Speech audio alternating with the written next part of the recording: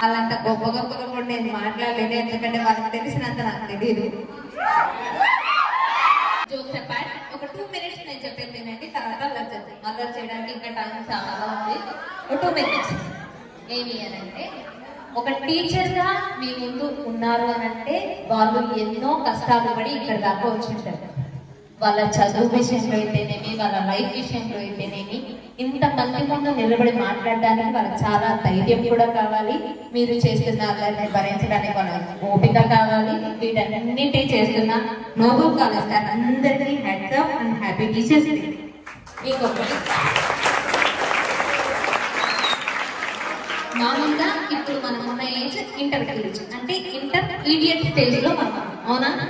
అంటే ఎగురుతున్న గాలిపటం లాగా పైకి ఎగురుతూ ఎగురుతూ ఎగురుతూ పోవాలనుకుంటాం, అవునా?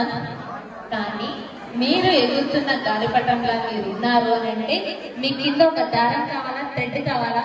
ఆ థ్రెడ్ ని ఎప్పుడు గాలిపటం ఏమనుకుంటుందంటే కింద పట్టుకున్న థ్రెడ్ విడిపోతే నేను ఇంకా పైకి ఎగురొచ్చేమో అనుకుంటాను. మీరు కూడా అలానే, ఇక్కడ ఉన్న స్టాఫ్ అయితేనేమి, మా పేరెంట్స్ అయితేనేమి మమ్మల్ని రిస్ట్రిక్ట్ చేయకుండా అంటే మేము ఇంకా పైకి ఎంజాయ్ చేస్తూ వెళ్ళిపోవచ్చు అనుకుంటాం. కానీ ఆ గాలిపటము ఒక్కసారి తాడు తెగిపోతే, ఆ థ్రెడ్ ఏదైతే ఉందే అది తెగిపోయిందనుకో, అది ఏ చెట్లకు ఏ కరెంట్ తీగకో కొట్టుకొని ఎగరడం ఆపేస్తుంది. నిజమా లేదా?